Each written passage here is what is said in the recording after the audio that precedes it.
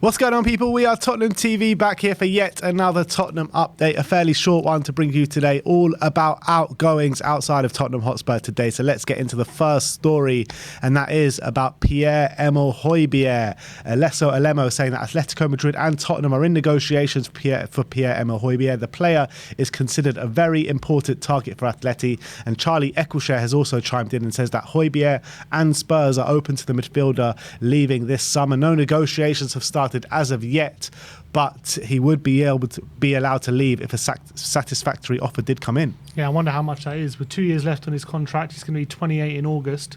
So, I mean, considering he's been a consistent performer for Spurs for ever since he joined, and I think he's a good midfielder. I think he has been good for Tottenham, and he's very injury free and barely ever gets injured. So I'm looking at a fee of between 30 to 40 million, somewhere in that range, in my opinion. I think he's that level midfielder. Some would say, is it a risk selling a midfielder who's probably our most trusted in terms of being available consistently, and as well, he's one of those players who you can kind of depend on. He's a reliable player. Is it silly to sell him at this stage? I mean, you can make the argument, but for me, I think it would be a good idea to sell him. I think he's a limited player. I think that he's limited, but I want a player who has a higher ceiling, essentially. I think his ceiling has been reached. It's a pretty good ceiling, but I want someone who has a ceiling to be exceptional. And I think that Hojbjerg isn't going to do that, in my opinion. So if we can get money for him, get a player who's better on the ball, better technically, has better kind of awareness, vision, and better ability on the ball, I think it's worth it. But when you're looking at players potentially exiting this football club, you've got the likes of Harry Kane, futures up in the air, Hojbjerg, future up in the air, Eric Dyer as well. Nobody wants to see him in the starting 11 anymore. So there is a massive leadership hole in this squad. And who is going to take up that mantle and really lead this team? You're talking about Harry Kane. Yeah, he's probably going to be captain next season if he sticks around.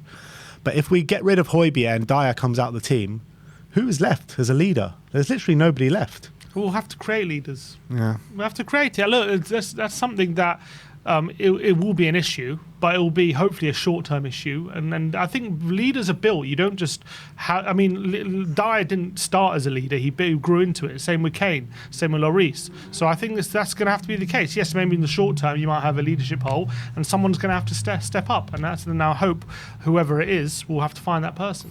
Yeah, but in terms of my opinion, if I want to see Hojbjerg stay or go, I mean, I don't really mind either way. I think if a good offer does come, I think we should get rid and, bring in the next up-and-coming midfielder, whether it be a 6 or an 8 coming through the door. We did hear reports yesterday saying that Spurs are looking to buy a 6 or an 8, and that's probably off the back of Hojbjerg leaving. I doubt we buy one if Hojbjerg stays, to be honest. But if Hojbjerg does leave, there is a gap for one more player. But when you're looking at it, we do have a stockpile of midfielders at the moment with the likes of Pape Matar, Oli Skip, Pierre-Emile Hojbjerg, Rodrigo Bentancur and Yves Bissouma. And you're looking at the likes of like Harvey White still in the squad as well. Alfie Devine, people want to see get to grips with things. But I do imagine Harvey White and Alfie Devine will probably be moved on. Alfie Devine on loan and Harvey White on a permanent this summer. So even with Hojbjerg, does that leave a gap for one more midfielder? Because ideally you want 6, don't you? You've also got Ndombele Lo Celso still. And Ndombele Lo Celso as well, yeah. So they have to be moved on, or we have to make a decision on them. If Hojbjerg leaves... And Maddison. And Maddison. I do believe there is a gap for... If Hojbjerg leaves... depends how Ange's Skip and Sarr, if he wants to keep them around, or if one of them is going to go out on loan. But I do believe there is another position. But look, if we're going to assume Ndombele Lo Celso are leaving, I believe there's a gap, especially in the number 6 position. I think for me, I do want a more technical midfielder. I want someone who has better vision and awareness. I think like Hojbjerg is good at those things, but he's not great. And I think none of the other midfielders we have, like Bentancur, Bissouma, they're all defensive first midfielders. And I think we just need a midfielder, not even a midfielder who's going to get loads of goal contributions, but someone like a Gundogan, something like that, who's just really good technically, more of a facilitator for the rest of the players. I think we're very, very much missing that, and also missing a very technical number 6. That's a kind of different issue. I think if this move does happen for a good price, between what you're saying 30 to 40 million, I think it's a move that does suit all parties, because I think think he'll fit like a glove at Atletico Madrid. I think he'll be absolutely brilliant there. I think he fits more there than he does here.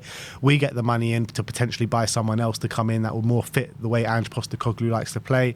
So I think if this does happen, it probably ticks all the boxes all round for both clubs. So let's move on. Let's talk about Harry Kane now. I mean, the media is going absolutely nuts about Harry Kane at the moment. Nazar Kinsella saying that Bayern are ready to increase their offer for Harry Kane, but sources in Germany have indicated they are not willing to pay more than £86 million, which is 100 million euros, and Tottenham want 100 million pounds, which is 116 million euros.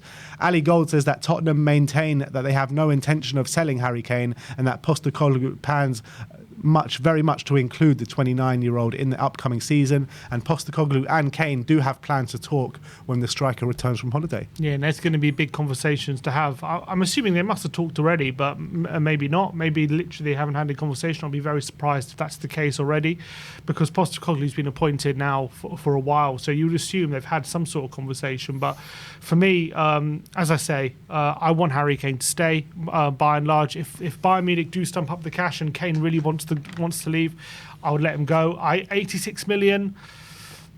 It would be tough to turn down, but I think I'll stick to my guns. I'll try and get the 100 million. I think that Levy wants. I think that we deserve for a player like Harry Kane.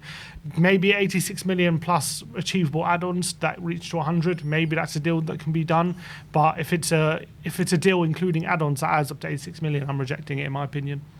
Yeah, I think if it's 86 million including add-ons, I think you've got to reject it outright, to be honest. But I think that if it's 86 plus add-ons, I think it's something that Spurs should consider, to be honest.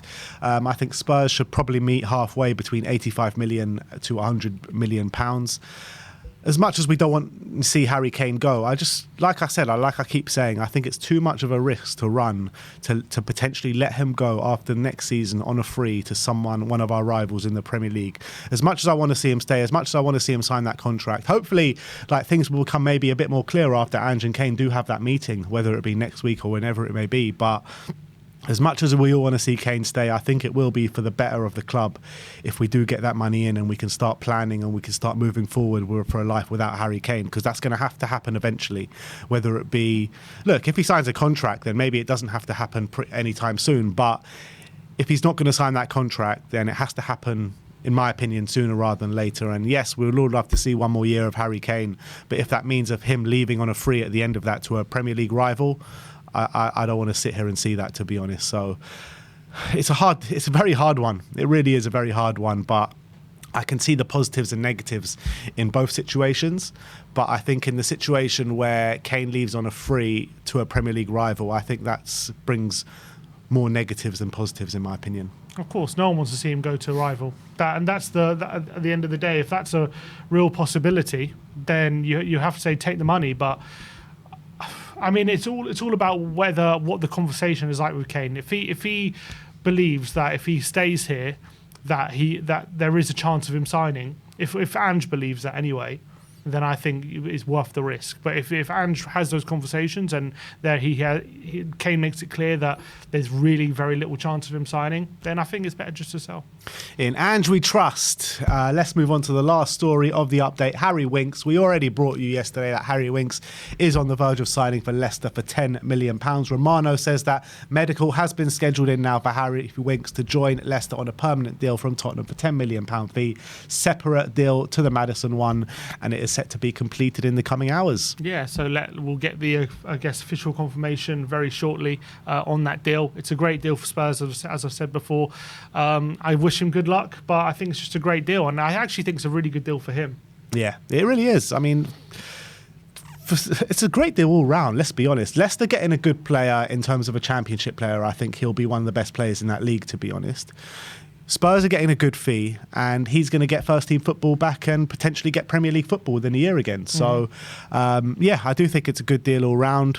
I was about to say it's going to be sad to see Winks go, but it's not really going to be sad to see Winks go because he's been on the peripheries and been pretty poor for so many years now.